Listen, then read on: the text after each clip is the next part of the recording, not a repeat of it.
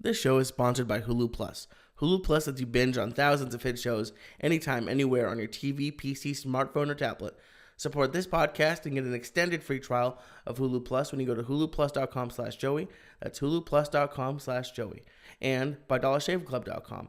Get high-quality razors sent to your door every month for a fraction of what you pay at retail. Now go to DollarShaveClub.com/church. That's DollarShaveClub.com/church. Or just go to joeydiaz.net and click on the Dollar Shave Club banner. And again, thank you to EscapePodTank.com. They have all of your sensory deprivation tanks, and you're going to save thousands with them already. But if you mention Joey Diaz or Church of What's Happening Now, they're going to give you another $250 off.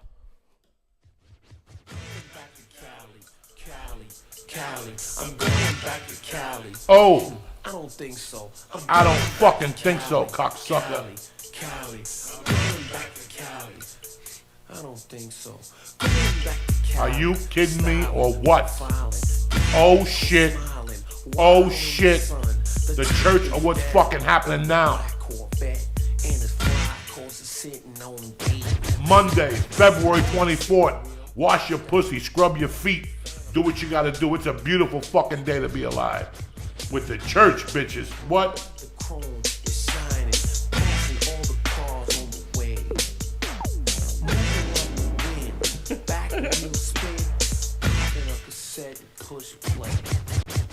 Going back to Cali, huh?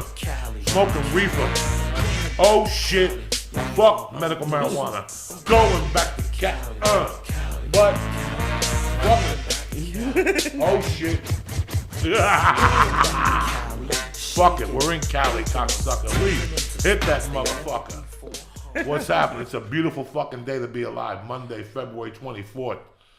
The world is fucking yours, cocksucker. Get up, do something with yourself. You're sitting there like a bump on a log. Should I go to ITT? No. Get the fuck up. Eat some Count Chocula. You're gonna be a fucking criminal, cocksucker. What's happening, Lee? Not much. I'm so ready for this week. The fucking office is here. Oh, yeah. The new church. We're gonna fucking design it and everything. It's got white paint on. But we're gonna design it and paint the walls fucking red. What do you think? Like fucking something. It's great to be alive. I hope you guys are happy to be alive. Great fucking weekend. You know what I'm saying? How was your weekend, my brother? My weekend sucked, so I'm ready for this week. Well, Saturday was cool, but I had a shitty thing happen this week, so I was. What happened? Oh, the dog passed. My dog passed away. Very sorry. So. It's a nightmare when an animal passes, and especially if you had him for so long and you were there. How's your mother taking it? Good, but I'm gonna call her every day because when my dad and her broke up, and after my brother went to school, it's just him and her for like 4 or 5 years. So, and then it really hit me. Like I don't have any grandparents left, but that all happened when I was younger. So the dog dying hit me harder than I thought it was going to. But I'm ready for this week. This week is starting new. It's a new week. You got a new apartment Wednesday. Oh yeah. New office. You know what I'm saying? Lisa has a new fucking menu. Start doing jumping jacks with Jeremy. Hopefully you're getting better. You're getting healthier. You're eating. What'd you eat for dinner last night? I had Subway. I'm hoping they fix their fucking bread issue. What happened with the bread? Oh, they were putting stuff in it for yogurt like that, where it's in yoga mats for a while. Like it's one of those things where they always say, "Oh, this company's putting this so and so chemical in it." And now they said they're gonna stop putting it in, but well, that's good. At least you get the nerds to get fucking yoga. You know what I'm saying? So, there's something bad in fucking everything. You know? There's something bad, but I don't understand how the chemical that goes into a fucking yoga mat goes into bread. What's it for? Probably preservative, if I had to guess. Well, why would you preserve a yoga mat? You're preserving the bread. Fucking preservatives. And the live podcast was fucking hilarious. I want to thank everybody who came out. It was really fucking funny. I thought about different things that were said, even the Count Chocula. How when people go to prison, they like Count. That's how you know felons eat Count Chocula. It's amazing. When I got locked up, a lot of black people, a lot of the felons would say, fucking chocolate, because I was a stock clerk in the kitchen. And I look at them like, are you fucking serious? I barely get you Cheerios. I gotta get you like third world fucking Cheerios. They got a picture like a dead people on the box, you know. And these motherfuckers want to count you. I'm not kidding you guys. I'm not trying to be funny. When I was locked up at Camp George West, I was the stock clerk of the kitchen. I almost burnt down the fucking kitchen making a cinnamon bun. So they tried to make me a fucking baker. I laugh at that so much. And you know what the requirements were? Whooping cough. You ever have whooping cough? Yeah. You can't cook in the prison. Thank God. I swear to God. If you ever had whooping cough, you can't be a cook in the prison. So it was fucking hysterical. I didn't have whooping cough either. So I became the baker, and that worked out for a few fucking days because I got up early. I liked it. You know, you're there by yourself and shit. And the guy let you wear an iPod. Oh, cool. A Walkman? A Walkman at that time. I dug it, you know, but fuck it, nah. I almost blew up the fucking kitchen, so they made me a stock clerk. Yeah, I can't imagine you being a good baker. No, and I'd have a list on the door, like, to try to help the inmates out. Like, what do you need? You know, I'd get them yogurt, whatever. But it was overwhelming. Yeah. The fucking amount You of ordering requests. all the food for all the inmates? Not individually, but for all of them. Like, I'd order 2,000 eggs a week, and, you know. I can't believe that's an inmate's job. They didn't even give you eggs. They gave you, like, milk fucking eggs. Oh, the powdered egg shit? Not even powder. It was, like, liquid, like a base or something, you know. The meat was horrible. It's like going to fucking Denny's. That's what prison food is like Denny's. You're going to shit after. You're going to have a little stomach ache when you leave there. Just a little itty bitty stomach ache after you leave there. Yeah. But after that, that's it. That's why you don't really get mad at Denny's. I'm sure Denny's loves that. But I always remember. If you miss going to jail, come back to Denny's. I wrote about that about a year ago, too, when I was trying to do the one-man show. Even more, 3-4 years ago. And I never brought it up. And the other day I was cleaning out notebooks. And I found that prison inmates, felons love Count Chocula, so I wanted to talk about it. I would have fucked up. But I had a great weekend. Yeah. My wife came back Tuesday with the baby that I fucking Your missed baby's so getting so big. Oh, she's a fucking monster, bro. It's like having a human kettlebell. That's it. And it's constantly, you gotta chase her. You know, I take her to the park every fucking day. You know, I believe in sunlight. Mm-hmm. Gotta get some fucking sun in there, especially we live in California. It's fucking cold this morning. Oh, yeah. Cloudy as shit, but it's a little bit different now walking from my bedroom to the to drive here. But you know what? We got a couple breakfast joints right down the fucking block. You know, yeah. We got Magnolia Grill, which is delicious. Got a tremendous cheese omelet with some fruit. They also have like these potato chip fries. It's called Terry style. A lot of people don't go to Magnolia Grill, and I ask them why. It's I've never heard of it. Best breakfast place, I think. Everybody always sends you the patties, and you got 420, and you got they all suck dick compared to this place. The girls are really nice. They got a nice fruit bowl. They got a medium salsa.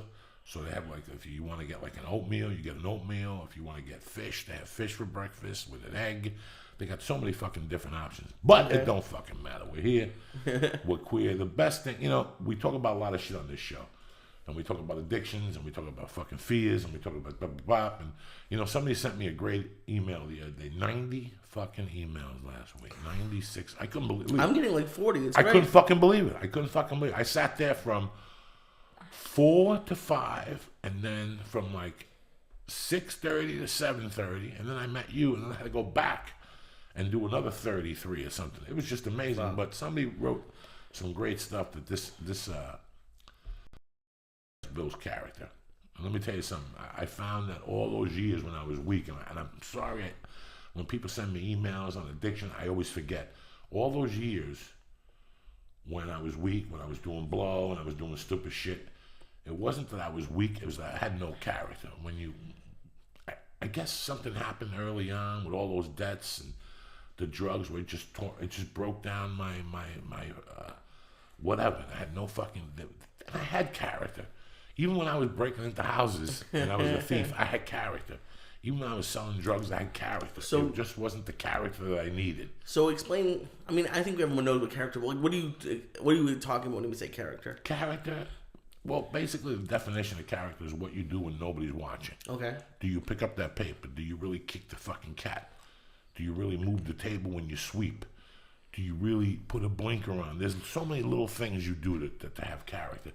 And for me, I remember when I first quit doing blow in 2006 or 2006, the first thing I thought about was I have to go back to where I was before I started doing drugs and before my life started failing. So right away, the first thing I thought about was February 19, 1979, the day I quit karate. Okay. My life went downhill from that. From there? Right from there. Jesus. From that February, it went down because I didn't have a place to go to clean me up. What I mean by that is when I tell people to sign up and go to a gym or make a commitment to go to a park every day, I'm not telling you this to break your balls. I'm telling you this so you have a place to go one day a week, which is your sanctuary. It's 1 hour a day. When I go to that kettlebell gym, guess what? Mm-hmm. Where's my phone? It's in my pocket. It's over there.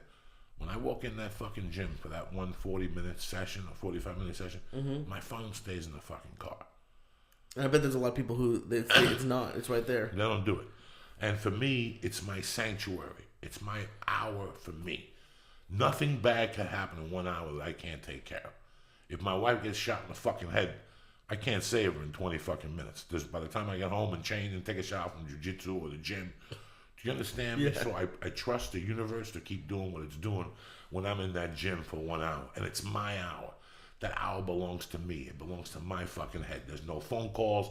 There's no people calling me what's going on in their mind. I'm not listening to the news. I'm not listening to music. I'm listening to me.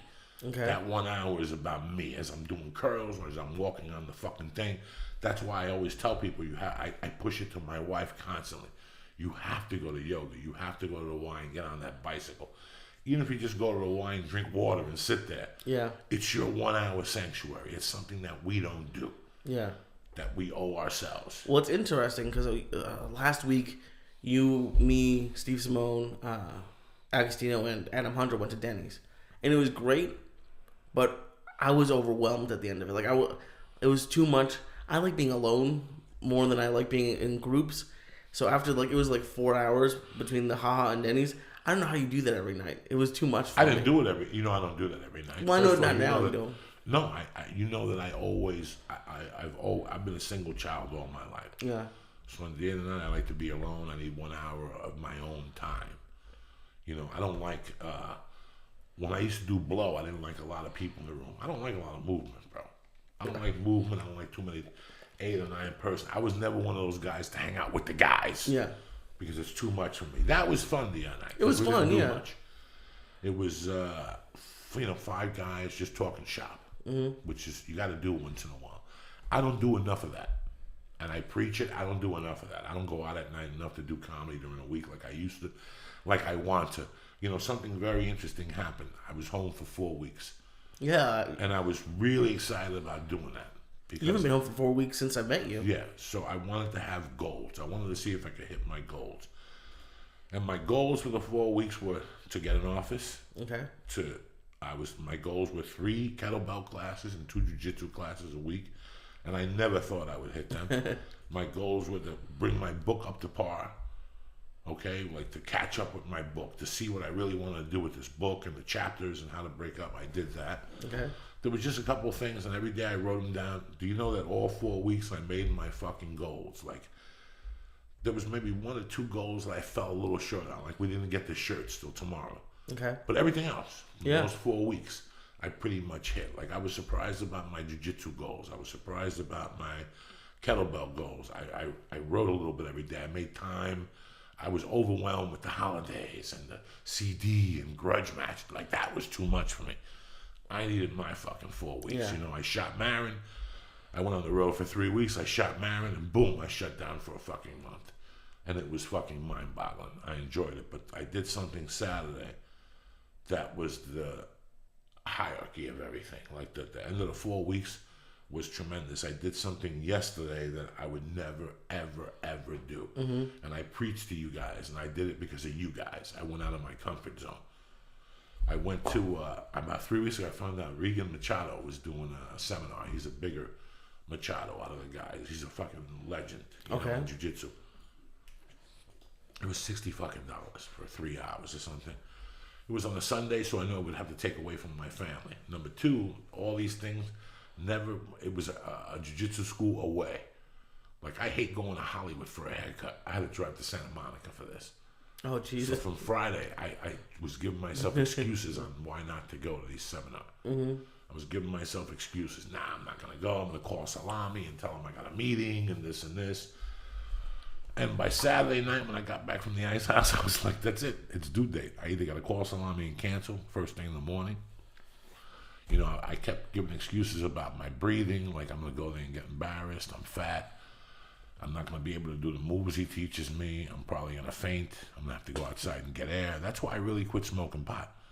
That's why I switched to the vapor, because I didn't want to have that lung failure. I wanted to give it at least a week before I saw this guy, you know? Okay.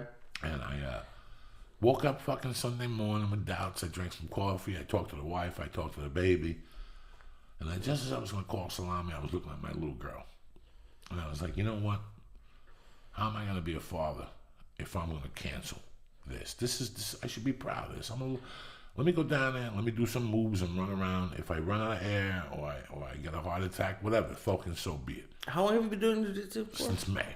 And it's the hardest thing I've ever done at 51. And it's something I did for me, and it's something I did partly for you guys at home, to see that you have to try different things. In your life, you have to try different things. You have to stay fresh. You know, maybe you guys don't like jiu-jitsu. I never thought I'd like it. I never thought I'd like wrestling with fucking men. I enjoy it. I enjoy it because it makes my mind work. Anything that makes... I realized yesterday why, when I was fucking coked up at 19 in Colorado, and I was robbing houses, and I was such a fucking mutt, I was still taking classes at night, whether it was for fucking, geography or history. It was so weird how I hated geography in the 6th and 7th grade. Like, I didn't give a fuck where Africa was. What's that got to do with me? You know what I'm saying? Like, what the fuck does Belgium have to do with me? But as I got older, I liked all those things. I took a geography class. There were so many classes I took. And I think I took them because it keeps me sharp. So I got up yesterday. I was about to fucking call and cancel. And I said, how can I be a father? And how can I show people that, what the fuck is going on here? Yeah. And as scared as I was, I took 2 fucking Shroom Techs and 3 baby aspirins. I put my fucking gi on, my knee braces, and I shot down to fucking Santa Monica. And I got there by 11 o'clock. And I sat in my fucking car. The thing started at 12. I called Salami, and that 30 minutes in the car, I gave myself every excuse. Like, my shoulders started hurting, my neck was hurting, my heart was beating. I told myself every excuse not to go into that fucking thing. Yeah.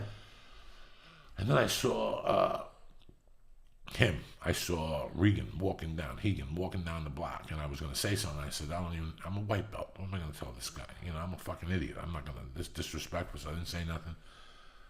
Once I saw him, I thought about the same things. I thought about you guys from the church. I thought about, little things. And I said, fuck it, I'm going in. And I went in there and I sat down. I was the only guy in there. And as soon as I walked in, there was the sweetest fucking black dude in there from Chicago. Bad motherfucker. And I started talking to him. Of course you met a black guy from Chicago. Yeah. I told you, black people are the fucking best. He fucking got me in. He's like, brother, we're all here struggling. Don't worry about nothing. I got your back. He goes, I work here. You should come here during the week and work out if you want. It was street sports in Santa Monica. So I went in, I changed. I'm sitting there, Salami comes in, we're talking, and guess who fucking was? And anybody who's a Bruce Lee fan, anybody who's a martial art fan knows that Dan Inosanto is like Bruce Lee's brother. Okay. In fact, he teaches Jeet Kune Do in the marina. Guys, when Dan Inosanto walked in, I knew I had done the right thing. Because number one, he's 70 years old. He didn't go to hang out. He went there to do jiu-jitsu. He went there to do jiu-jitsu, guys. He's 70 fucking years old. That was my dream to meet, to shake that man's hand. That man shook Bruce Lee's hand. That means I would have had 2 people in my life that shook Bruce Lee's hand. James Coburn and fucking Dan Inosanto. I mean, I'm getting emotional. This is my fucking life, people. Bruce Lee's my life. And all of a sudden, Dan Inosanto walks, and he's 70 fucking years old. And he's on the floor stretching. And I'm looking at this guy going, what the fuck is wrong with America? Haven't not we learned something? Look at this guy on the floor. And he didn't walk in all nimble and all fucked up or nothing. He walked in like a man. He wasn't an old man. And this tells me that the more you take care of yourself at an older age, you become something. Something else happens to you. And I'm sitting there going, why is this guy learning his move? He might die next week. You know what I'm saying? He's 70. But it don't fucking matter. It don't fucking matter. This is what I tell everybody. But this guy, the lesson, this guy. So I paid $60 fucking to get the biggest lesson of my life. That it never ends. You got to learn till you're fucking 85. And that's what keeps you. Unless you're going to get shot in the head or hit by a car, you take care of yourself. This is real. This life is fucking real. Then the guy from Boyzone walked in. Ricky Rack, the drummer. Jesus. And then all these guys started fucking walking in. And this other, there was like a couple guys. They were all 40s, 50s. And this guy walked in that was bigger than fucking me. He was round. Like round, and he was a fucking purple belt. Wow. And right away, the guy teamed up with me, and we were doing all this shit. And in between one of the things, I said, hold on a minute, I gotta breathe. He goes, no, take it easy. And I go, you know how it is as a fat guy? And this motherfucker looked at me, he goes, a fat guy? He goes, I had open heart surgery a year ago. And End the fucking story right there. He said that he was rolling and his arm went dead. Oh, no. On a Friday night after jiu-jitsu, when he got in his car and drove to the doctor, and they said go to the hospital, and they had found out a valve had broke. That's why his arm was going fucking dead. So here's a guy I'm rolling with on the floor that's 40-something years old, just had fucking open heart surgery, big round motherfucker, on the floor, throwing me around, getting on top of me. Then they wanted me to do all the rolls, so they were fucking teaching me how to do the rolls and picking me up, the black guy and him, teaching me. Guys, it was a 2.5 hour experience. I learned a few moves. I learned the Regan leg lock and all that shit, you know. But just the biggest lesson I got was a jump start in my life by seeing Dan and DeSanto and all these older gentlemen in there rolling with these young guys. There was the one guy that came in with totally white hair. Total white hair. He didn't take a shot. He's a fucking brown belt. An old guy, you know? And I'm saying this is what wakes you up every morning. You know, first you had college, then you had your kids, and then everything. You need something to inspire you every fucking day. And maybe this inspires those old guys. Hopefully it'll inspire me. So that's why it was one of the best fucking experiences I've had in a long time. What an end to these 4 weeks. Yeah. Like, what an end for me. Like, I got this. Well, it's pretty cool. It's almost a year of jiu-jitsu. You saw, I'm sure when you started a year ago, you didn't think you'd be doing that. A year, I started in May, and I was going once a week from fear that I was going to have a heart attack on the mat. The hip escapes, it was so fucking hard. But every time I went, I prayed. Then I got off the testosterone. It got a little easier. And it got easier, and then I got into the kettlebells, and I noticed that every time I go to class, I'd make a little movement, and sometimes you go to class and you get beat up, and you go backwards, but it didn't really matter, and I'm using jiu-jitsu, but it could be anything in your fucking life. I'm using jiu-jitsu, but what we're talking about here is becoming interested in anything that's around you at your life, whether it be writing or fucking snowboarding, you know, just go for it. But it all starts with fucking character, and this is what got me through this yesterday. That had enough character to get up in the morning and say, no, I'm not going to fucking make another excuse. And, I'm sick and tired of doing this to my life. I have to get out there. You know, beside the comedy and the kid, I don't get out there enough, you know, and that's what's fucking holding me back sometimes. So while you guys are learning a little bit here, I'm also learning from you guys. So I want to fucking thank you. But yesterday was fucking tremendous. I came back. I played with the baby. We went to the park. She took a nap. I came here with you. I answered emails. And you can't ask for anything better than that. You know, $1 million couldn't give me what I got yesterday. $1 million fucking dollars couldn't give me the excitement I got yesterday for $60 fucking dollars. I learned to move. Did you talk to Mr. Anasanto? I went up to him at the end. I said, thank you. It was an honor. What can you say to a guy like that? What do you want me to do? Go up there and take a picture? A picture couldn't fucking do for me what looking at him did for me.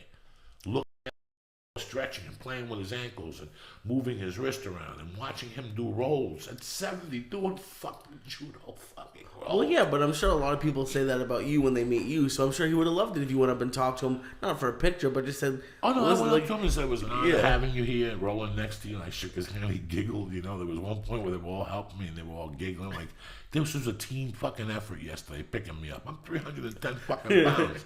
I'm no fucking spring chicken. So it was just, sometimes you gotta fucking get out of your comfort zone, bro. And I preach it, but I don't do it sometimes. And I fucking did it yesterday, and look at me. I'm like a little fucking kid. So if you're stuck, if you're sitting there with a thumb up your ass, and you don't know what the fuck to do, that's what you do. You get out of your fucking comfort zone. We finally fucking got the thing yesterday. We finally got the anecdote yesterday. Well, how about some music? Where's I Want to Be Around for the Spirits? I gotta fucking blow my nose here. Tremendous. My allergies are fucking up again.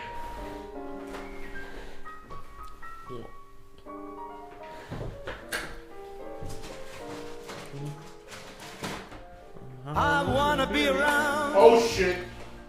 To pick up the pieces when somebody. Wake up, cocksuckers. Wash your pussy. Eat your cereal.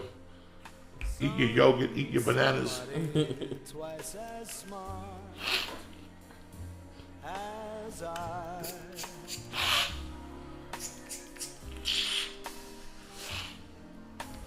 Woo, allergies on fire today.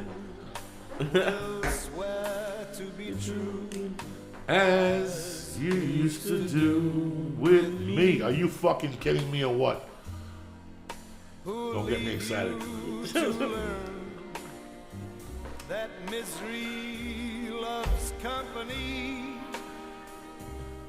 Wait and see. I mean, I wanna be around What's up, cocksucker? to see how he does it. What's happening, baby? I'm feeling great. I needed this morning, and it's no, I just feel great. I definitely it was a shitty weekend, but Now, yeah, it's tough losing an animal, brother. yeah.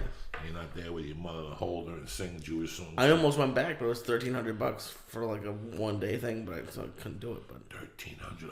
Yeah. They don't fuck around with No. airlines, huh? But it's interesting. This moving to this office was a big thing, and I'm moving apartments this week.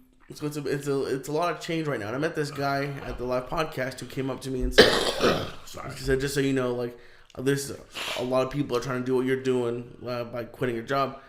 And he said, like, it's great that you're not scared, but like I'm still terrified because taxes are due next month or in a month, so I'm worried about that bill. I'm worried about all my bills because I'm Jewish, but it's seeing this office come together like the past 2 days was big for me.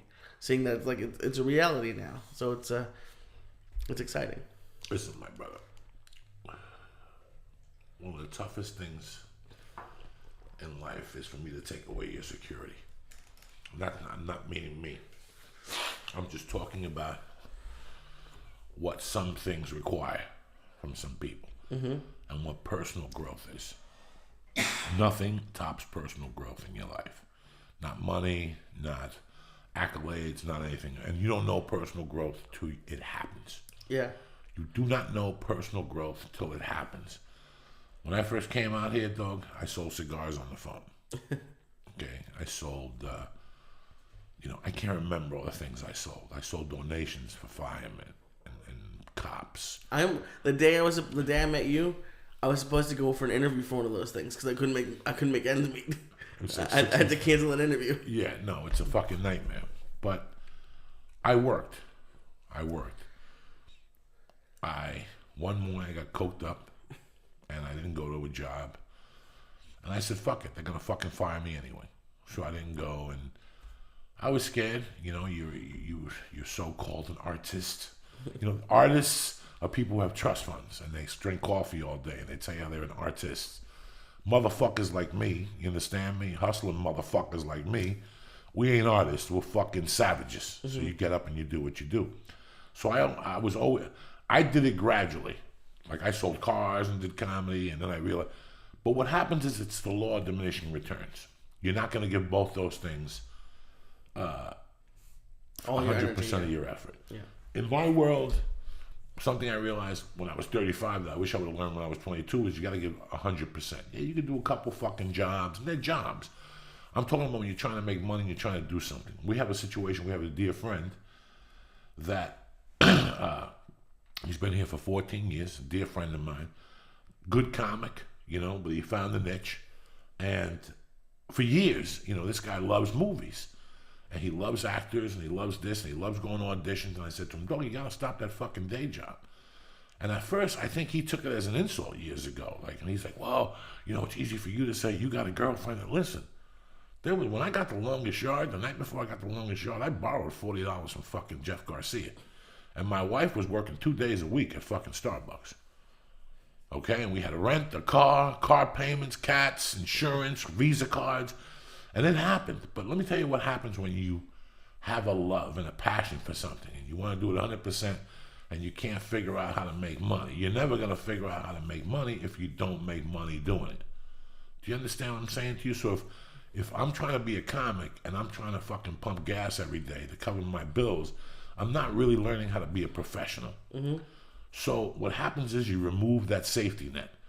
Like I said, if you want to be a fucking Walenda, you got to remove the fucking safety. Anybody can fucking balance themselves in the street when they walk on. You never see those idiots when they walk on the cracks of the sidewalks and they're like, da, da, da, da, da, da, da, da, da. That's great. I'm talking about to be a motherfucking gangster, a fucking Walenda. You get up and one day you go, you know what? I'm not doing this no more. I'm going to put my commitment into this. What's your commitment? You have to email people. You have to get up. You have to get on the phone and call people.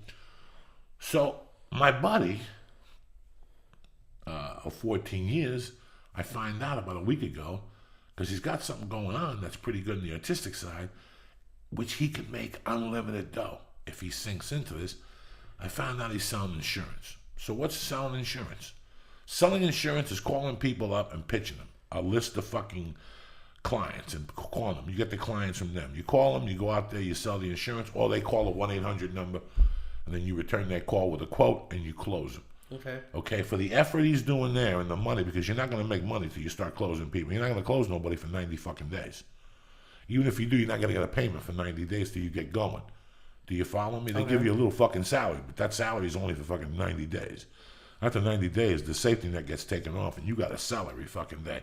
What would you rather do? Sell, which is the same thing he's going to do for his company.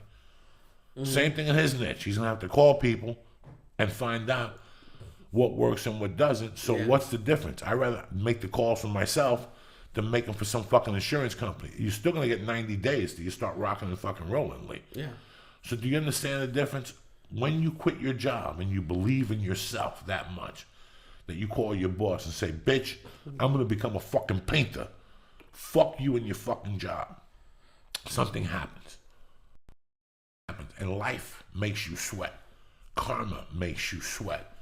But as long as you get up, if you're one of those guys that's going to get up at 1 and then go, the phone's not ringing, you're going to fail. You're going to miserably fucking fail.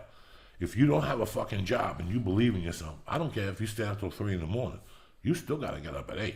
And you still got to attack the emails early. You got to call all the comedy clubs and then try to put people together to come to your fucking shows. And then you got to write material and you got to do all these things. But if you do all these things every day for 4 or 5 weeks, you might be broke. But you might be also surprised on what the fuck might happen also. Somebody might just fucking call you. I was telling Terry this the other day, and I go, Terry, how many times did we make rent a week late? We still paid rent, but we didn't get a check. We'd borrow the money, I'd borrow the money, I'd call a friend of mine, but we always paid the money back because I'd get a job like the 30th of the month. Okay. For $800. Our rent was $7. Do you understand? You know, you don't get what you want.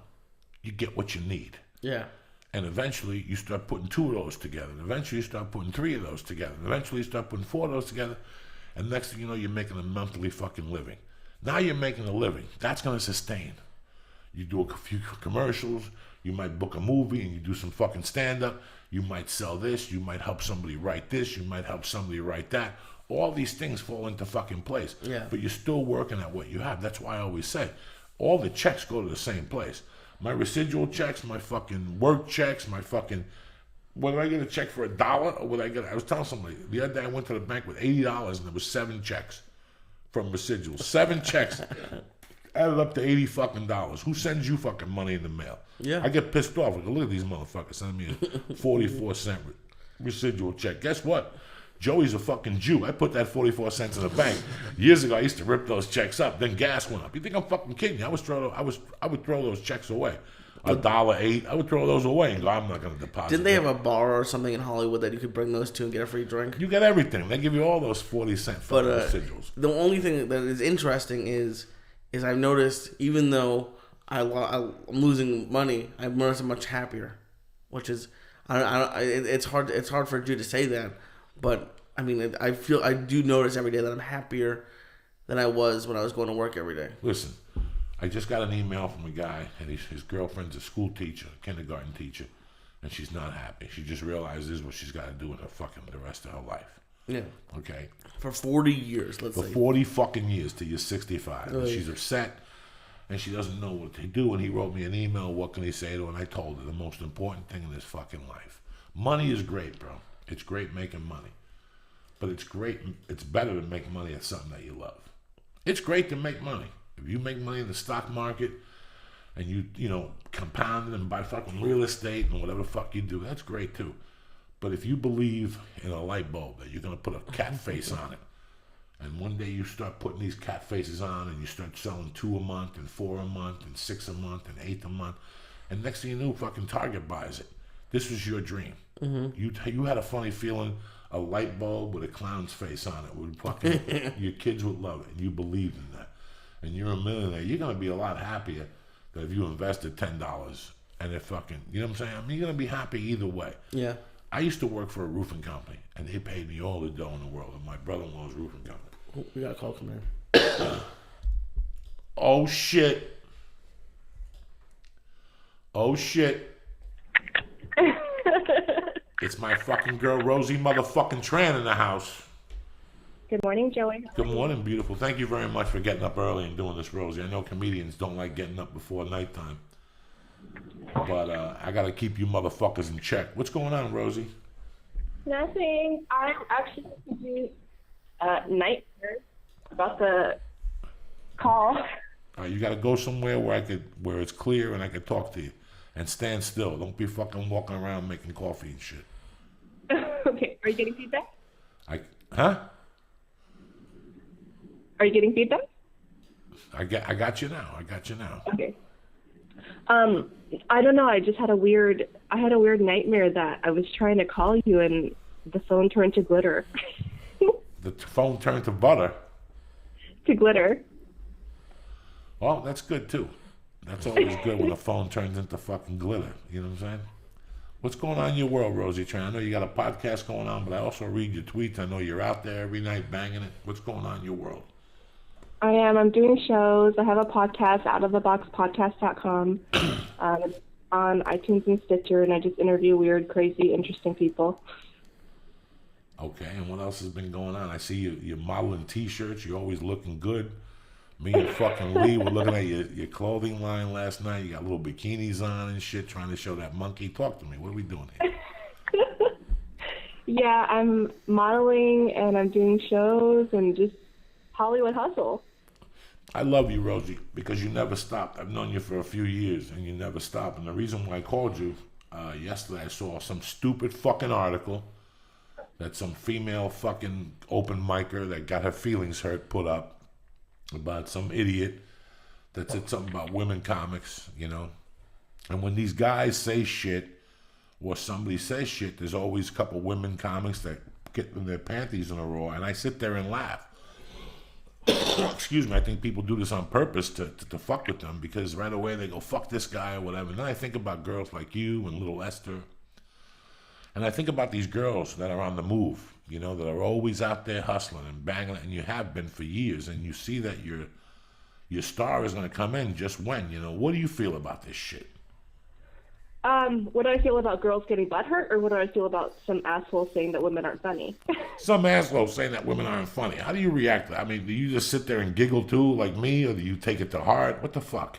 It makes me laugh, but it also bugs me because a lot of the mainstream doesn't feature a lot of funny girls. So it's like, I kind of said this before, because a lot of people will come up to me after the shows and they'll be like, oh, you're really funny. I usually don't think girls are funny.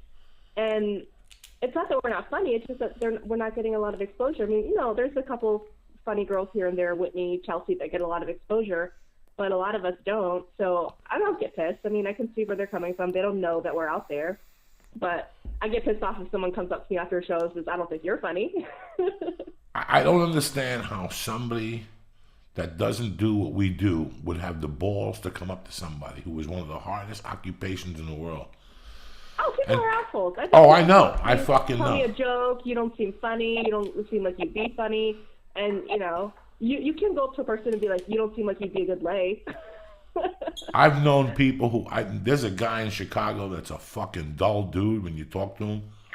But once he gets on stage, he fucking rocks your world. And that's why I don't judge people's personality, because they could be like a hidden fucking... But people have come up to you after shows and said, for a woman, you're not funny and shit. I can't comprehend that. I haven't had that because a lot of people are cowards, but I've had people tweet at me. I did a show, I was opening for David Tell, and I had a great set. I don't know what this guy was talking about. After the show, he followed me on Twitter and then tweeted at me, you know, you sucked, you weren't funny. I'm glad they only gave you 15 minutes because you weren't that good. It's like this guy took time out of his day to insult me. I don't know what he was talking about because I had a really good show, but he obviously just didn't like me. It's amazing how, we were talking about this last week about sports radio, how these guys have never fucking played a sport before in their life, and they'll sit there and criticize quarterbacks and running backs and linebackers, these people who fucking work hard. These people sit at home on their fucking couches gaining weight, eating Cheerios, watching fucking games, but they'll fucking call into a radio station and pulverize one of the players for making a mistake. And the sad thing is there's a market for these people. Like they're called trolls. I don't understand. There's a fucking market for these people where they call in and people listen to this nonsense. I can't. That's why I love announcers that are like people who played that game. Like when I watch a football game, if they're football announcers, I feel happy because they played it. They know what the fuck's going on. You know what I'm saying? They don't even need to be exceptional players, just that they played at that level. And whatever happened, their knees or they fell out. But it's better than some guy that was a ballet fucking teacher all his fucking life, and then all of a sudden he's on NBC Sports bad-mouthing MMA or whatever the fuck, you know. These guys have never even got bit slapped and shit. They don't know, so. But it's just amazing that I see, I love what you women do, man. I've always loved women comics. They've always made me laugh. But some of them don't even know. Like, I've done shit gigs with you, bar gigs with you out in the middle of nowhere, the IE, whatever, back in the day. I've been heckled, I've been whatever. And a lot of these guys just don't know what we go through. They just think, oh, look at this chick trying to go out there and do it. I think they're jealous. Yeah, no, well, it's just sometimes our perception of what women should be doing. Hey, man, listen, I believe in women outlaws, too. When I became a comic, I didn't become a comic to be a decent person. I became a comic to be a fucking outlaw. Okay? Because how many fucking outlaws? We're outlaws. We have no union. We have no rules. We work at night. We drink.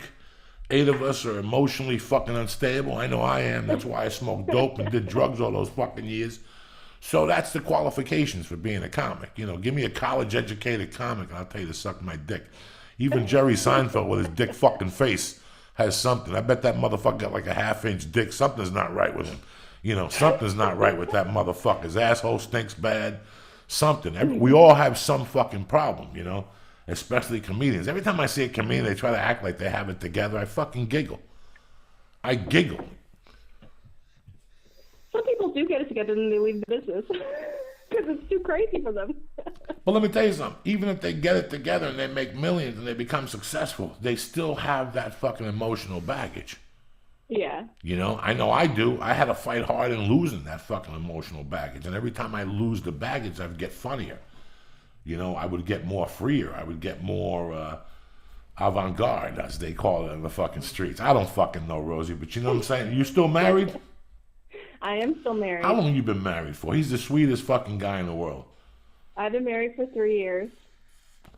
And that's what helps you also. I think that every time I've seen you, you've been very happy, and when your husband's around, he's very supportive of you. I try not to get too crazy because, there was a time I was kind of nuts, and I got sucked in. I was doing, like 11, 12 sets a night, driving left and right, doing sets, and I kind of got sucked into the stand-up mania, and I had to kind of stop myself because it is kind of a crazy world. Well, I'll tell you what happened. Lee just made a good point. The other night, I met Lee at the Ha Ha. Wednesday night, I did a late night spot. And after that, him, myself, Adam Hunter, D'Agostino, we went to Denny's and we spoke till 2 in the morning. And Lee's my co-host. Say hello to Rosie Tran, Lee. Hi, Rosie. And hey, Lee. And he was saying that he was fucking shell-shocked after 4 hours, that he couldn't do that every night, The comedian's world is a dark fucking world. And that was nice comedians. Those are comedians that went to Denny's. Nice comedians. Yeah, those are comedians. Hunter's a great guy. Those guys that you named are really good guys. No, but Rosie, comedians that went and drank afterward. Did that 5 nights a week. There's those guys too. We went to get cheeseburgers or milkshake. Yeah. 10 years ago, 15 years ago, I'd be going to do a half gram or gram of blow with some broad and drink. And that's what I did 4 nights a week. So now we're going to get a milkshake and a glass of water at fucking Denny's. And Lee's tired. I was wiped out too. But the next day it's people, and it's so weird. Now, where are you from originally, Rosie? I'm from New Orleans. No shit. That's right. The crazy party town. Oh my God. I didn't know you. Now, do you go down there and do comedy much or no? I haven't been back in a while, but I do. I still know a lot of the guys in the scene down there. I mean, it's a really small scene. Bill Dykes, I don't know if you know Bill. I know Bill. I saw Bill at the whatever the other night. The fucking. He lives here now, but he's back and forth. And I started there. I started there with Dr. Ken. Okay. And now I'm here. When do you want to go back there? Because I'll take you back there with me. We'll do a show. Oh, hell yeah. I love it. I know a lot of local jokes that, I can only do when I'm home. And I love it. They treat me so well. It's a party town. It's fun. And I know all the little spots to get late night food. And I was a bad girl when I was there. When I was living in New Orleans, I was in high school doing stand-up. And back when I lived there, the drinking age was 18. And I started when I was 16. And so I was just being bad. I was a bad girl. It's every Asian dad's nightmare. Doing stand-up with a bunch of degenerates. And now, how long have you been out here, Rosie? I moved out here in 2002. Wow, so you've been out here for fucking 12 years also, huh? Yeah, it's a trek. I gotta stay positive because there's been some dark times, Joey. So when people just say women aren't funny or whatever, it's like, they don't know what, I've been some dark times, thought of quitting 2, 3, 4 times. No, we all have. Listen, Rosie, that's fucking natural, but it's weird that you said something that was very interesting, and I want people at home to listen to that. Sometimes you do go into this stand-up mania. Like, I had to pull back too. I know exactly. And it pulls you for like 3 or 4 years that you're doing all this work for nothing. That's what it seems like. You do all this driving and all these sets and you get no accomplishment, but deep down inside, the reason why I'm still here today, Rosie, is because of that mania we go through. I mean, there's a payoff and there's not a payoff. Like I felt like that recently. There's a payoff, Rosie. There's a payoff. I don't mean to interrupt you, but there's a payoff. But I mean, I felt like that recently where I was like, what am I doing? I've been doing this for years. There's no payoff. My career's in the shitter. And then I went down to San Diego and I was headlining at Comedy Palace and had really good sets. And I know for the average person that doesn't mean anything, but I felt so good. And I did about 45 to an hour and I was sick. I was sick like a fucking dog and I killed it all 4 times because, after doing it for a certain amount of years, you kind of like get certain nuances and other things like that. And I was like, you know what? It is worth it. Hey, listen, Rosie, there's going to be one night where you're on stage and it's late and you feel like you're bombing. And all of a sudden, you just pull this fucking thing out.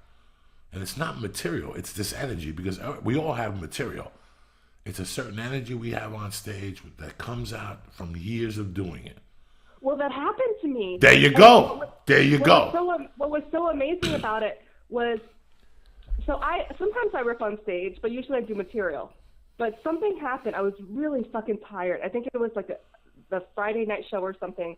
I was so tired, and I just started talking shit like with the audience. And what I did was, I consider it pure creation. I just started writing material on. I recorded all the sets, so I still have the jokes now. But I just started writing material on stage, like I got in flow, and I didn't even know. It was like I was possessed. And I wrote about 10, 12 minutes of brand new material that I have never done. And it was structured, Joey, like jokes. It wasn't like improv, like me just talking shit. It was like jokes. Rosie, and that's when it pays off. That's when you know that those 3 years, that 3-year time period where you were always tired, you were always broke, you agreed to do things for people and they were shitty people. You know how many fucking short films I did, Rosie? How many when you see me, I love comics. So, you fucking Joey Diaz, he hangs out with Joe Rogan, he does a fucking movie with De Niro. No, I wish it was that fucking easy. I used to leave the Comedy Store and do student films when I first got here. I had no home. So what did I care? At least I go somewhere, they feed me for a few fucking hours. So I would do all these student films, and I did all these dumb fucking things. And when I'm sitting there opposite De Niro that day, I'm saying, what did I do to deserve me sitting here compared to all the other funny people that are out there? And I thought about those nights when I left the Comedy Store and went to Hillhurst and shot some stupid movie with a bunch of Asian Khmer kids that came in from Japan and they didn't know what they... When I looked at the fucking film, they shot my feet. I'm not kidding you. I did a crime movie about valets that robbed your house while you were doing valets. They fucked up the camera shoot. They shot your feet instead of your face. It was hilarious. Like they were doing it was hilarious. This class was shooting. No, and I shouldn't say it like that. It wasn't like they were pointing at your feet. They had one camera on you, And then their style of shooting, the other camera was on your feet, with sneakers on, just to see your movement. It was the weirdest fucking thing I ever saw in the movie. Are you sure you weren't in a foot fetish video, Joey? I hope I wasn't, but it wasn't. No, because they showed you with sneakers on. It wasn't running around like a fucking caveman. I was, chasing people with sneakers on and going to get cars. But it was all those little movies I remember today, Rosie, and that's why I booked that fucking movie. You know how many auditions I got off a plane and ran to an audition unprepared and bombed? So everything we do, years ago when I was 400 pounds, the guy that owns a Tang Soo Do school on Sunset next to El Compadre, you know what I'm talking about, Rosie? There's a Taekwondo school there. I do, actually. He's a good guy. His name is... It's across the street from El Compadre, right? No, right next door. Across the street from El Compadre is the Guitar Center. Oh, well, there's another martial arts place that's next to what is that? Toy Thai restaurant. Yes, there is. Right. There's a Taekwondo center over there. But this one's a Tang Soo Do, and he's a good white guy. And I bumped into him one day, and he goes, "You should come work out." And I go, "I'm on the road. I can only come in once a week." And he looked at me, and he goes, "That once a week is going to keep you alive 30 years from now." And I always thought about what a beautiful statement that was, because that's what it is with comedy. Some nights we get up in the middle of the night, you're laying there with your husband, you're eating fucking potato chips, you're rubbing your toes, and you got to go do a set at some dump at 10 o'clock at night. And you get up and you go to that dump and you do it, Rosie. And how much do you get from that late night dumb fucking set? You get a lot. Sometimes you don't feel like it, but you do. You really do. You really fucking do, man. So that's why when I saw that yesterday, I go, I got to get Rosie Tran. Because you, from what I see and what I read about the little things you put on Twitter, you stay pretty positive. You're happy for other people. And Rosie, that's part of the fucking deal. I've been here. You've been here 12 years. I've been here, I think 5 more than you, 17. And I'm just... Oh, my God. I wake up every morning, Rosie, and I'm happy that I'm still here, Rosie. Are you fucking kidding? I'm happy, too, but it just sounds so long when we say it out loud. No. Rosie, it's the beginning. You were going to be here anyway. Yeah, that's true. You were going to be here anyway, so what's the difference whether you're going to be... What were you going to do? Go to New Orleans and do what? Be a waitress at this point? Honestly, what? I don't know. Did you go to college? Do you have a degree? I mean... I did go to college, but my parents are still praying that I become a doctor or something. Oh, sure. You're Asian. What do they want you to fucking be? They don't want you to be My nothing. mom's so funny. She's like, at least the nurse, Rosie. At least the nurse. That's it. And what nationality are you, Rosie? What? What nationality are you? I'm Vietnamese. Jesus Christ. Beautiful. Fucking tremendous. And that's it. That's the work ethic. That's why you're out there. Little Esther, I see. What are you were talking about some girl the other night on your Twitter. Who were you talking about? What did I say? I have no fucking idea. You were giving props to somebody, which was very nice. Rebecca Cochin. Okay, you were giving props. Dante's girlfriend. What is she up to? She just hosted the AVN Awards, which is a big deal. I got to give it up for her. That was a big deal for her. Did you go? I didn't go. I was in LA working. I'm gonna be on an episode of Raising Hope on March 14th. If you guys want to watch. You are on that? I am. Well, I'm just on one episode. I'm just a guest star. Okay, that's Greg Garcia's show. Is it? I don't know who's on it. I was in like a couple scenes. No, it's Raising Hope on Fox. Is that it? Yeah. Raising Hope. Yeah, that's Greg Garcia's show. He's the same guy that did My Name Is Earl. He's a great fucking guy. Yes, he is the same guy that just did My Name Is Earl. Yeah, I know that. He's a great guy to have in your corner. So that's a start for you, Rosie. Honest to God. I'm on stuff here and there, Yeah, he's got 3 fucking shows on the air, Rosie. So at least, see, we don't look at the little things. I mean, before I came here, Rosie, honest to God, I always thought that if I was an extra in a TV show, that I would do great. Like, I was going to be a fucking extra. Like, in the back of my mind, I was content with being an extra. Like if Eddie Murphy called me and said, "Dog, I need you in the background of this," I would have ran down there. But look at you. You're on fucking Fox on a Monday night at 9 o'clock. Rosie, it pays off. Everything fucking pays off. And I'm still happy you're around. And I'm still happy you're really positive about this. And well, I got to keep being positive because I have gone into those really dark places and it doesn't do anything. You just get really miserable. You know, my life is fucking darker than dark, and this is what gives me light, is the stand-up. Well, not just that, too, but there's a lot of judgment. Like you were saying, you know, that guy saying women are funny or this and that. I mean, people, especially with Twitter, I think a lot of people feel like they can just criticize you or whatever. You know, I've had a lot of people tweeting at me. I had some chick from Canada the other day. I had to block her, you know, criticizing me, saying I was lame, I suck, I'm not funny, I'm ugly. Why am I modeling? Why am I doing this? Why am I doing that? Yeah, just block those people, Rosie. They just woke up. You know, there's people that wake up every morning, they try to ruin somebody else's fucking day. Remember, misery loves company. It's like you said, it's a judgment. It's like, these people don't know what the fuck we're going through. But not even just to stand up, just in my personal life. I'm not the kind of person that goes around saying every bad thing that happens to me. Some people, you know, they like doing that stuff. They have, you know, an ache in their back and they complain about it for 20 minutes. You know, I've had some other personal stuff happen, and I don't share that with everyone because that's my personal stuff. But I think everyone has their own stuff too. But I just don't think you should go around judging people like that. Well, like I said, Rosie, there's people that wake up on the wrong. I wake up some morning. When I wake up, I put down, it's a beautiful fucking day to be alive. And there's always one fucking guy that writes something. And you're like, if you're writing this, let's say you're in New York or you're an hour different than me, and if you're writing this early, the rest of your day is going to suck. It's going to suck subconsciously. Is that what you're trying to do? By putting, hey, fat fuck you. I mean, and I don't get the joke. I don't get the whole thing. The other day, someone tweeted that at you? You say have a great fucking day, and someone said, hey, fat fuck? Yeah, it's hysterical. I get one every other day. I got an email that was so horrible the other day, but I look at them and I pray for them. I send them an email. Joey, I had a guy that made an email, I hate Rosie Tran at Yahoo. And he sent me an email that I should quit, I suck, I'm horrible. And I guarantee these are the same guys that come up to you to the show. They smile at you, and when you're not that fucking chick that wants to suck their dick, that's when they write these things about you.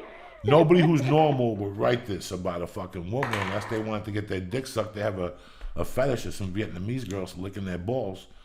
And they fucking go up to you afterward. That's the only reason why. Why could a guy that doesn't know you say these things to you? Think about that. I don't know. They're either jealous or they're fucking mental midgets. I take those people, Rosie, I step on them like a fucking cockroach.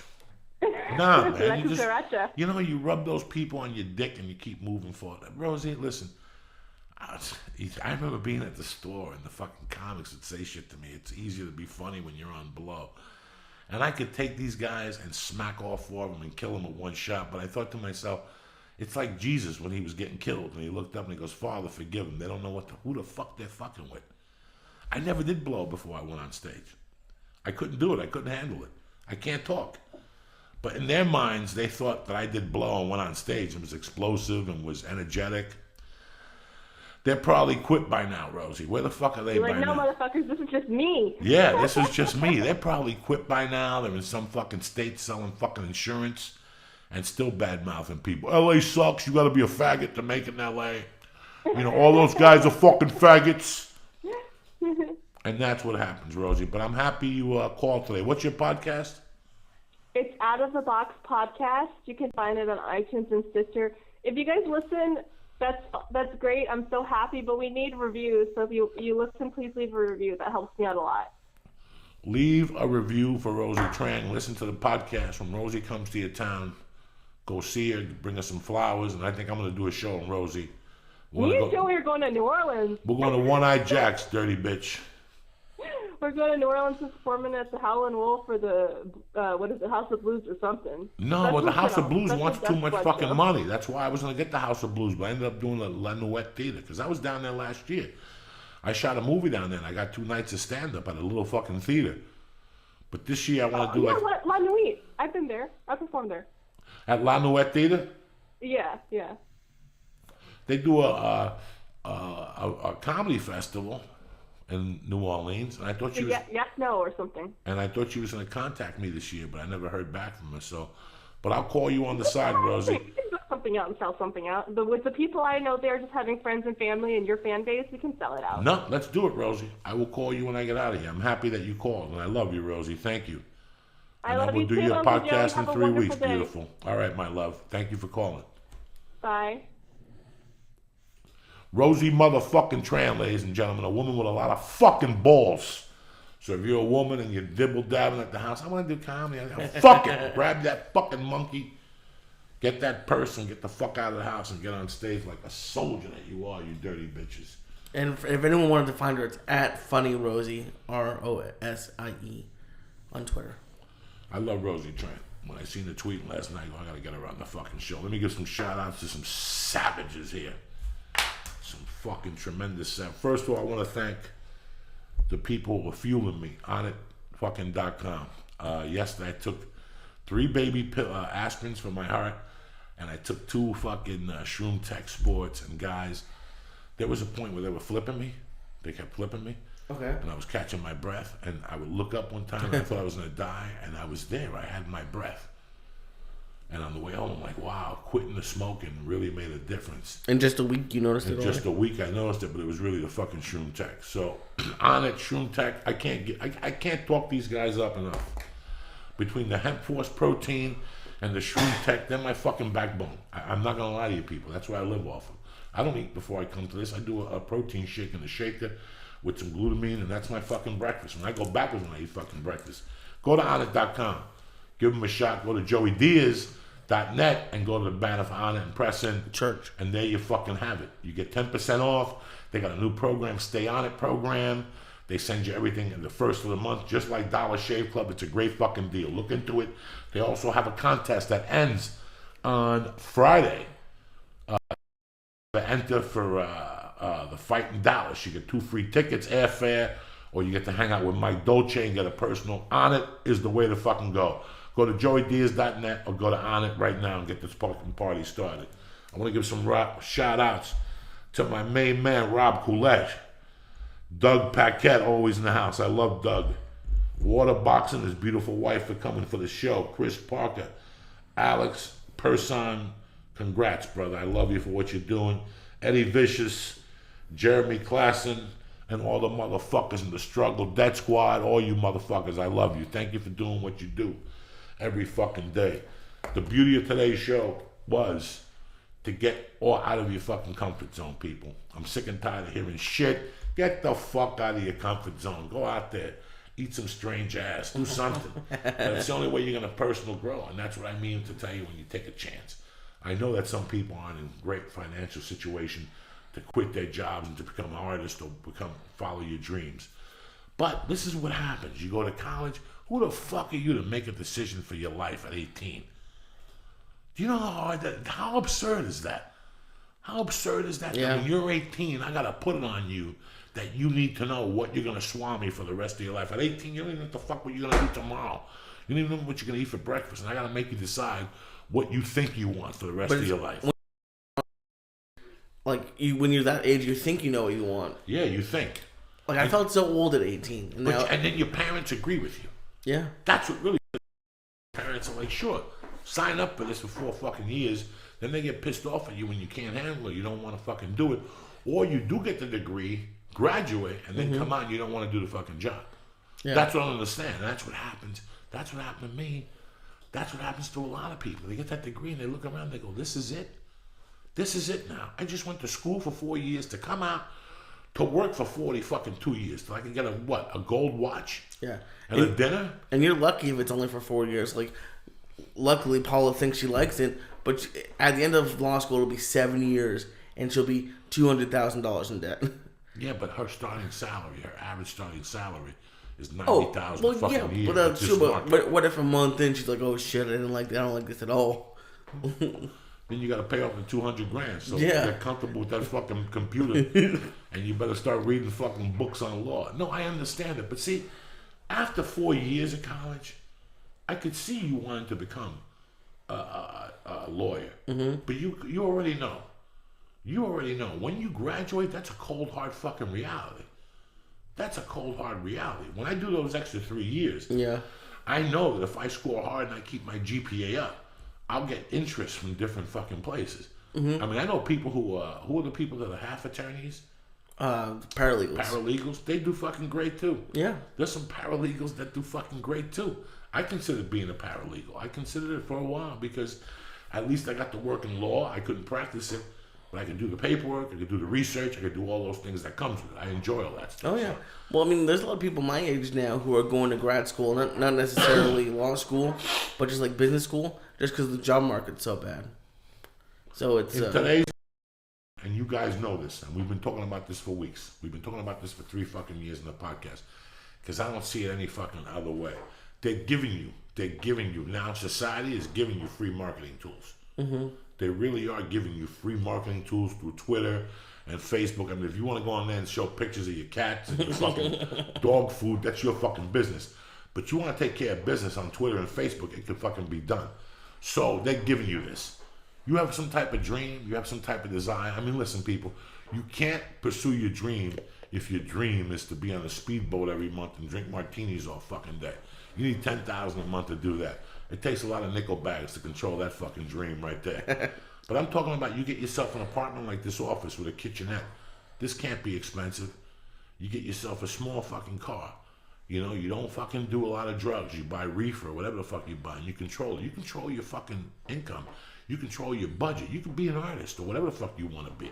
You can get into comedy. You cannot get into comedy or get into a different venture if you have $9,000 a month you have to pay. Mm-hmm. Like my buddy has an $18,000 a month nut. It's too late for him to go, ooh, I want to live out my dream. You're living it, bitch. $18,000 a month? Yeah, between the mortgage, the 2 cars, the fucking insurance. Some people's nut is fucking huge. To make a lot of money, you need to have a lot of people working. Yeah. You know, that's a fucking huge goddamn nut. To control a boat, you have to have a couple fucking people on it. So, there's people you have friends that have nuts with a family, 10, 8 grand a month. Oh my God. You gotta come up with 9 grand before you even fucking breathe. 9 grand. And some months you come up a month short, so you gotta pop it on the fucking credit card.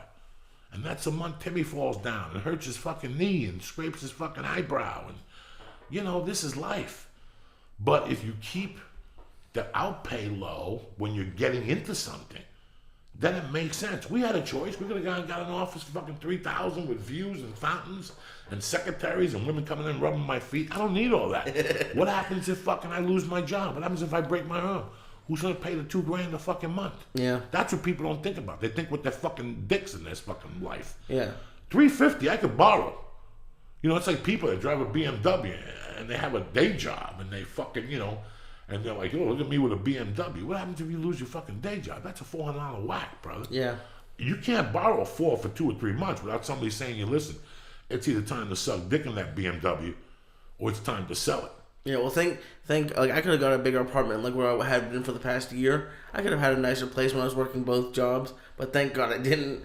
I'm much happier now that I'm even downsizing now. You have to downsize in this economy, yeah. Especially if you have a dream, something you want to pursue. You want to fucking make a shoe and sell it afterward.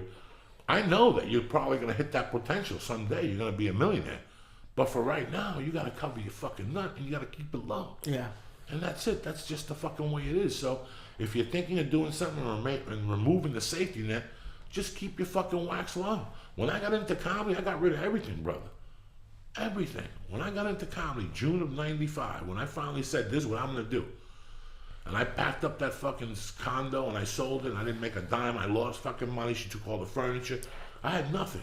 All I had was a Datsun B210 and what was in the trunk of that fucking car, Lee. Jesus Christ. That's all I had. But $35 for a pager.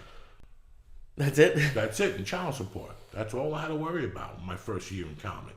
I lived in hotels, I lived in the car, I had a blanket in the car, I had little fucking stoves in the car so I could make fucking really? Marshmallows. Oh, that car had everything in it, brother. I had everything in that car. I had a radiator. If that car broke down, I had everything in there. Suits, I had oil, I had weights in there, I had a basketball, I had a football in there. When that car got towed, I lost a big chunk of my fucking life, man. I left that car in Seattle on a side street. One night in the fucking rain, I couldn't stop it. The brakes were low. And I banged into, I hit a brand new fucking car from behind. I swear to God, the car was that day. And on an off ramp, I just skid and hit this fucking car, and For a month, I drove it without a bumper, without the quarter panel. Jesus. And then I parked it and something happened. I kept getting tickets and they towed it and I never heard from the car again. And the people of Seattle, fuck them. They got the car. They kept it with so we got to push this table back because this chair has to move. Okay. Not right now. Just because we're squeaking too much. We got to put oil in these fucking chairs. Okay. We're getting too much fucking squeaks here. People are going to complain. Joey, he stopped coughing, but now the fucking chairs are squeaking. No, it's a squeak cast. Let me finish up this shit here. I want to give some fucking shout outs also to my people, Hulu Plus. Hulu Plus is always growing. There's not a week that goes by that I don't get 5 or 6 people that email me and thank me for turning them on to Hulu Plus. It's $7.99 a month. Plus, you get 2 weeks for free. If you go to the Hulu Plus webpage, you get 1 week for fucking free. We, Church of What's Happening Now, Uncle Joey and Lee, we give you 2 weeks for free. $7.99 a month. Better yet, go to joeydiaz.com. Go to the box and press in. Joey, Joey. Get you 2 weeks for free. 2 weeks for free, brother. 2 weeks for free. Who gives you that in this fucking business? Nobody. Free. You go there, you give them a credit card. Boom, you open it up, you give them 2 fucking weeks for free. You can watch everything, documentaries, original programming. Give it a shot. Columbus did.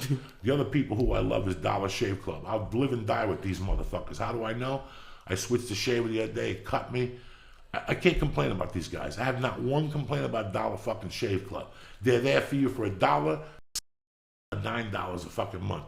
They send the razors directly to your door. You don't have to stand online. You don't gotta wait till you get a fucking rusty razor. You gotta fuck that shit. It comes right to your fucking door on a monthly level. You go to joeydiaz.net, you go to Dollar Shave Club and press what in the box? Church. CHURCH. And you get $1, $6, and $9. Don't stop right there. They also got the one wipe Charlies. You wipe your asshole clean. You squeeze that hemorrhoid juice. It smells like fucking peppermint. Tremendous. Your asshole smells like a Tic Tac. Number 2, they also have the shaving butter. Tremendous. This you have to get on the fucking Dollar Shave Club webpage. Do me a favor. Just go to dollarshaveclub.com. Sign up. You either get $1 a month. That means for $12 a year, you get quality razors, 2 strips on each one. No aloe. Fuck it. You got to rub it on yourself on the side. For $6 a month, you get the fucking aloe with the strips. It's a great fucking deal. For $9 a month, you get 4 blades with 3 fucking switch blades. A guy rubs your fucking ears with a Q-tip. You can't lose. You understand me? Go to Dollar Shave Club. That's how we make it fucking happen right now on a Monday afternoon, Lee. You understand me, cocksucker? This is afternoon for you? Monday morning. I don't even know no more. I'm fucking stoned on this vapor pen. Is it working? Because I saw you fiddling with it. Is it working? It works. I just switched the tubes around. I got like OG Kush. I got fucking Death over there. And I got Blue Dream, a sativa to get me going in the morning. These things fuck me up. This has been working out great for me. I need to give my lungs a break, bro. I really need to. For me to get to the next level on anything, whether it's the kettlebells, whether it's walking around, whether it's protecting my daughter, I need to fucking start breathing a little bit more clearer, bro. Yeah. So I'm happy I smoked pot for 37 years. I did my fucking time. I did my fucking time. You understand me? You need to smoke more pot, cocksucker. Not me, you. You people at home. Start bonging up right now. I don't give a fuck. You guys are young, you're light. You can smoke 55 bong hits and still fucking crack a nut. Me, I gotta fucking do what I do.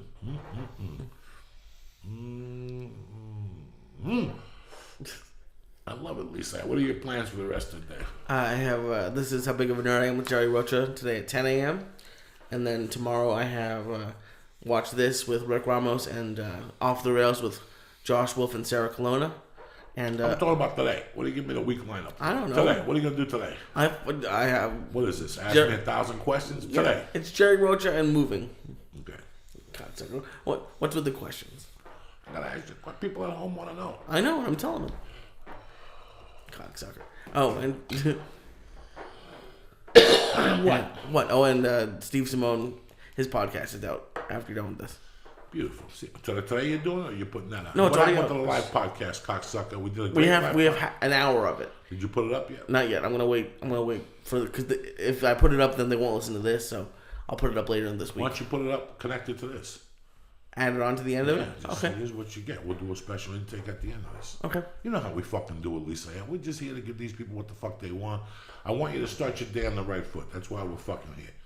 I want you to take whatever we talk about here, whatever the fuck you want to do with it, do with it. You know, we give you out some good tips. We talk about life. I just cut a fart that's horrible. Yeah. And I'm sitting in this fucking corner all by myself, and the air's not working. Lee's hysterical. He went to the lady. He's like, "Excuse me, can we have the key to the air conditioner?" We're like a little cold. He's like, "What are you talking about?"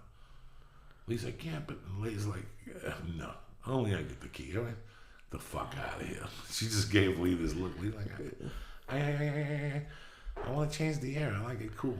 Yeah, it's 6 in the morning. You'd think you'd want some AC on. It's cool. Even I always complain. It's cool. Yeah, it's fine for now, but it's not blowing. With that fart.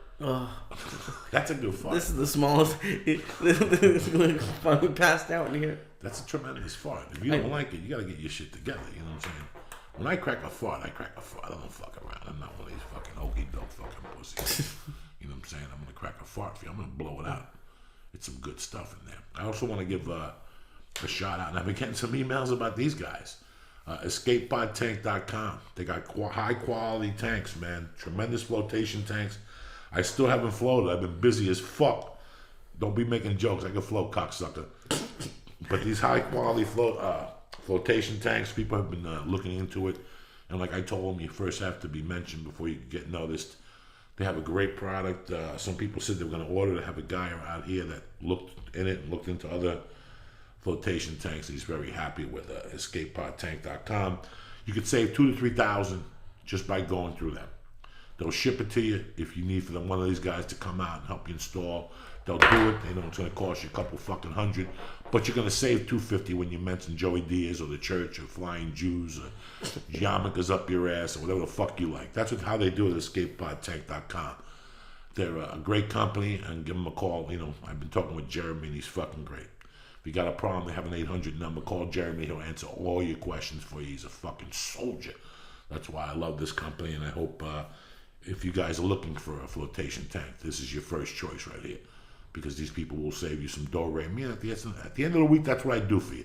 Whether it's saving your pussy, whether it's Hulu Plus and entertainment, whether it's on it, I'm always trying to give you the best fucking products for the best money that you have. I know you work hard for your fucking dough, and Escape Pod Tank, they're making it happen. So go to EscapePodTank.com and check out what the fuck they have for you, right? They got tons of stuff. Call the 800 number, call the number.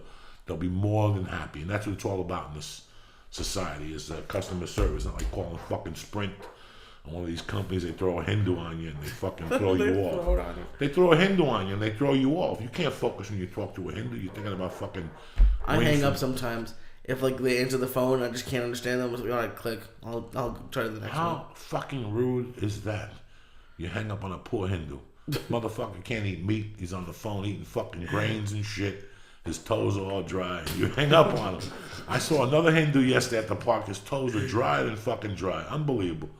What are you looking at his toes for? Because they got sandals. I gotta see them. They're sticking out like a fucking sore thumb. You know, if you don't want people to look at your fucking feet, don't fucking wear sandals or flip flops.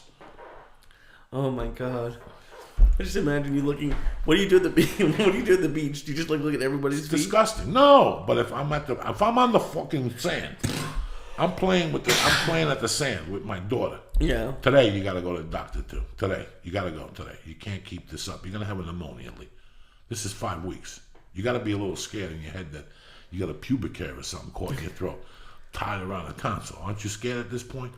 I mean, enough with the cough drops, and you gotta get some heroin fucking cough medicine. But you gotta get help today. You gotta go to the doctor today. You went to that fucking Puerto Rican at CVS. They got nothing for you. You're always trying to save $10, cocksucker. Yeah. Go to the fucking doctor today. Your mom's got insurance. Yeah, no, I do it. I have like no time in the day. But you got time. You got time because you ain't got no more time to cough. You ain't got no more time to cough. How much more can you cough? You don't smoke dope, you don't do fucking nothing, and you're always coughing. I don't understand this. So either start smoking dope and coughing. People don't care if you smoke dope and cough. They don't care if you're dying. But if you just cough, then we get concerned about you. Okay, I appreciate it. So you gotta go to the doctor this week, all right? Pick a nice Jew, go down there, talk to him in Israel, whatever language you use nowadays. But you gotta take care of this, Lee. I need you healthy. Oh no, I'm trying. You gotta be a better friend to yourself. I need you fucking healthy, cocksucker. You're a young man. You look beautiful. I like the new haircut. Thank you. You look hot with Paul. Yeah, they holding hands. What can I say? You're a savage. You're going to get married soon. Look at you. You're going to jump up and down. You're handsome. You're going to get a tuxedo. What are you going to wear at your wedding? I have no idea. Don't lie to me, cocksucker. What are you ready for? Are you Chibo Chew, a little half? No. You want to bite a little Chibo Chew? You got fucked up the other night, didn't you? I did. I had 3/4 of a gummy. Oh my god, that was... That was a scary ride home, but it was good. It's Monday, February 24th. It's a beautiful fucking day to be alive. February fucking 24th, 2014. If you've been in a coma, I'm happy you fucking woke up. It's 2014. You're still telling yourself fucking stories and mind fucking yourself. Get it together, cocksuckers. Life waits for fucking nobody. Escape Pod Tank, Hulu Plus, on it. Dollar Shave Club. I love you guys. I love all the guys that listen to the show. Don't forget, this Thursday, the 27th, through Saturday night, I'm in Laugh, Boston. Get your tickets today. And next Thursday, March 6th through March 8th, I'm at the Stress Factory in New Brunswick, motherfucking New Jersey. I will be on Opie and Anthony that cool. week. Yeah, I talked to them last week, so I will have all the info for you, getting ready to fucking rock. I want to thank Rosie Tran. I want to thank my main motherfucking Jew and the Jew of Jews. That's your new name, the Jew of Jews. I like it. My man Lee Sayat. Thank you for moving. Congratulations on your new position as CEO and fucking assistant to the assistant to the assistant to the assistant to the assistant. That's more like it. You bad motherfucker, you. I love you. And I love all you guys at home. Have a great week. It's Monday. Don't fuck around today. Don't fuck around. Who gives a fuck? Go out there, stab, do what the fuck you gotta do. Get your head together, get your life together. It's a beautiful fucking day to be alive. I love you, cocksuckers. What do you got for me today? I got, now that the show's over, don't forget to sign up for your free trial of Hulu Plus.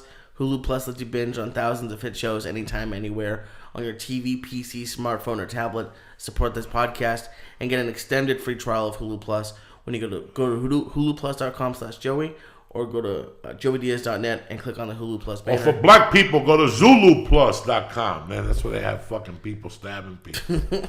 It's a great webpage. It's what's the name of that? World Order Black? What's World Star Hip Hop? World Star Hip Hop. That's related to them. Finish up. I'm sorry to interrupt. Thank you. And then don't forget to sign up for dollarshaveclub.com. Get high quality razors sent to your door every month for a fraction of what you pay at retail. Fractions. now go to dollarshaveclub.com/church or go to joeydiaz.net and click on the Dollar Shave Club banner. And then also go to escapepodtank.com and get $250 off of your sensory deprivation tank, and by mentioning Joey Diaz or the church. Have a great day. Stay black and stay fucking beautiful.